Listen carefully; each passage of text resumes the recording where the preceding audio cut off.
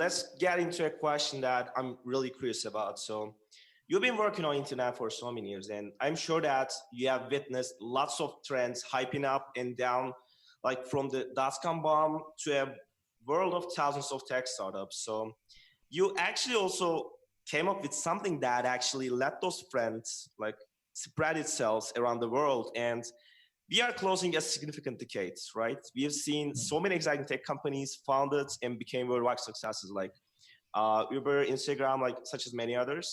And I'd like to ask you, what do you think it will be a next big concept or hype for the following decade?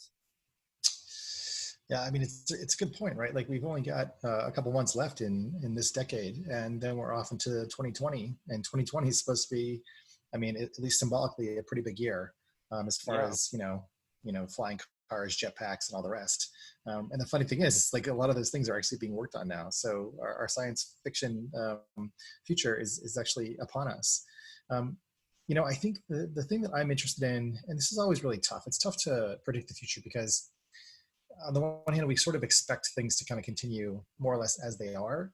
And the things that are going to happen may look entirely different from anything that we've ever seen before, and yet in hindsight or retrospect, you can be like, oh, okay, I can kind of see how the seeds of that were planted before. I mean, like Instagram is actually really, on the one hand, nothing new. I mean, people have been taking photographs for, quite a long time and wanting to express themselves through captured still images.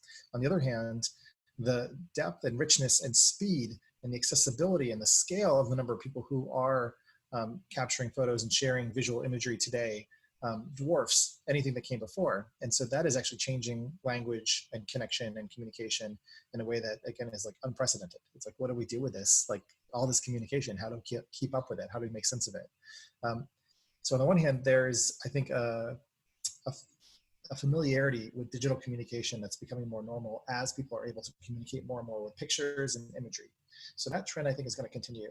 At the same time, I think what also is happening is that we're entering in a world where synthetic media is becoming more dominant and prominent. And I'm certainly interested, even in the short term, in what's going to happen in the 2020 election when it comes to deepfakes and made up information, whether that's through videos or through audio clips or whatever.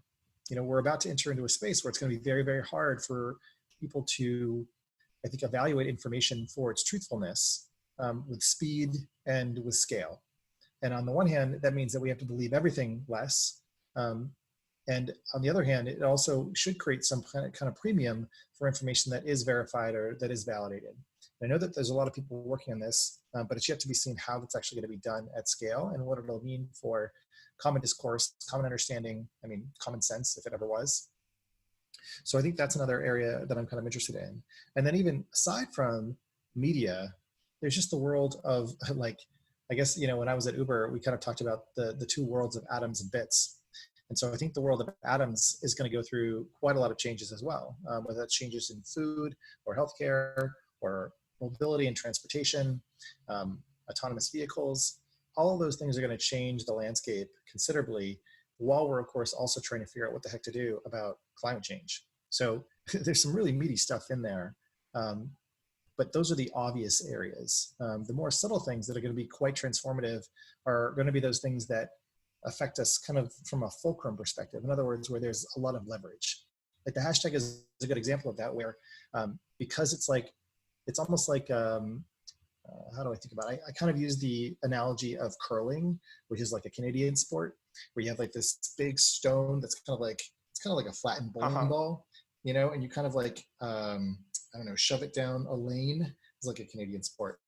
You shove it down a lane and you have these, what are called the sweepers, who are out in front with brooms, kind of shaving the ice in front of, this big puck that's like going down towards a target. And essentially, I feel like the hashtag is sort of like a sweeper. It sort of made this modest, slight change to the course of social media history. And over time, the change has had an enormous impact across all language. So there's similar things, like what are they going to be? Are they going to be changes to augmented reality? Are they going to be changes in the way that people interact through virtual reality, that have an outsized influence over, like a cumulative effect over time on how people create, connect, make meaning, and make sense of the world? Those are the things that I think I'm kind of most interested in. Yeah, I think it's a great perspective. So as we talk about the future, as you know, Tesla introduced the Cybertruck. So I think last week, and I I think that the internet is like polarized in two ways, like the ones who likes it or the ones who thinks that it's like a dystopia or something. So what do you think from a design perspective about Cybertruck? It's funny. I just finished writing a post on this, so I kind of have crystallized some of my thoughts about it.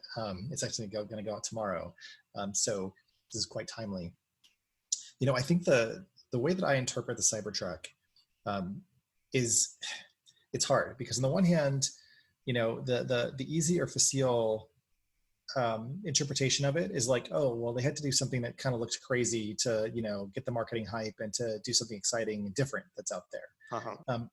But I think there's something deeper going on, and it could just be because I'm a quasi conspiracy theorist and like to see more meaning than there really is. But if you were to go down this other path and really think about what Cybertruck means, I think what's important is that on the one hand, it's like the iPhone to me, in that when Steve Jobs introduced the iPhone in 2007, he called it an iPhone, right? Because the kind of job to be done was that it was going to be a phone that lived in your pocket.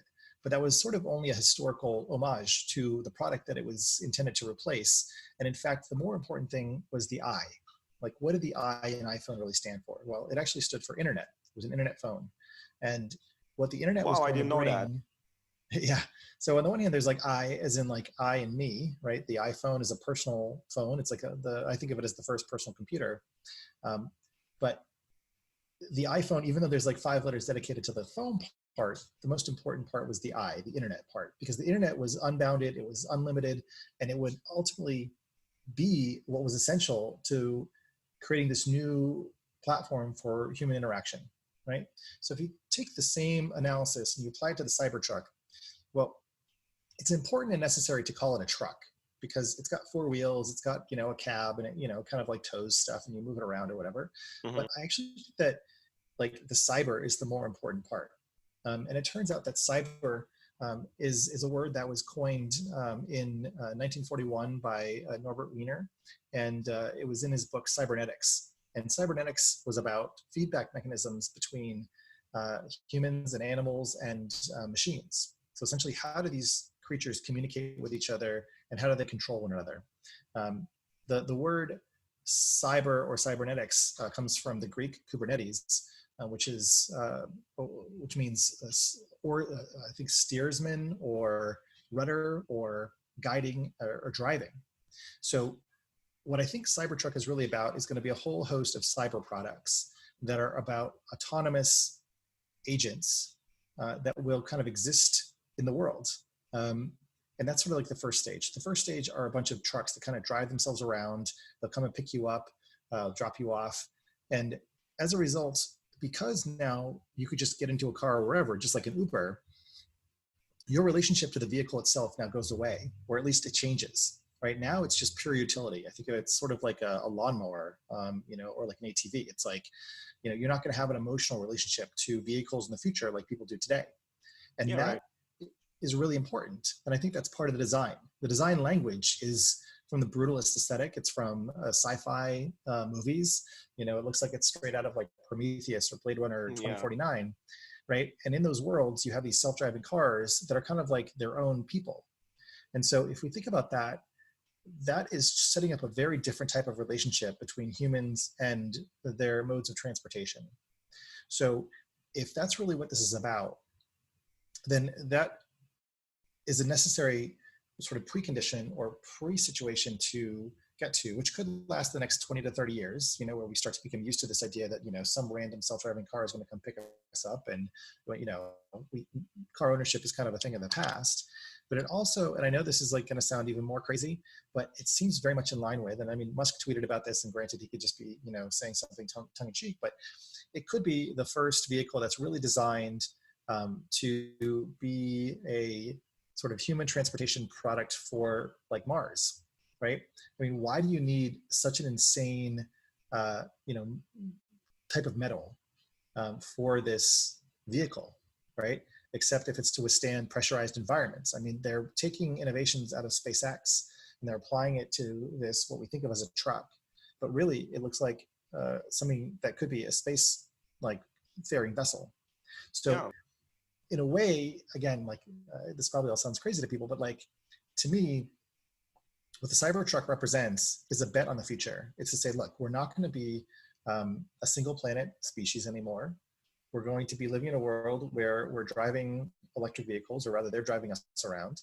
And we're going to use this very same technology to get us to Mars. And even if the Cybertruck V1 is an alpha and isn't designed to be the thing that lands us on Mars itself, it starts to get us thinking differently and thinking differently through aesthetic design about what humans should be doing with ourselves. And I say this because I've written these posts in the past. This was the third in a series. The first one was, why Silicon Valley is all wrong about the AirPods. The second one was why Silicon Valley is all wrong about the Amazon Echo Show. And in each of these, I was trying to paint the vision for what I understand these companies to be doing or thinking about the future. And so with the AirPods, I was like, look, people are going to have these devices in their ears all the time because we're going to start becoming used to speaking to our computers. It's going to be normal. And a lot of people were like, the AirPods are stupid, like they don't look any good, blah, blah, blah. I'm like, look, Apple is building or designing jewelry that you just want to have on your body, that you want to carry with you everywhere you go. And they want to make computers that are closer and closer to your mind so that when you have a thought, they're the first ones to capture it. And in a similar way, I see the Cybertruck as also trying to shift us out of our notions of what a computer should look like to think very differently about what transportation means and what it will look like when we become an interplanetary species.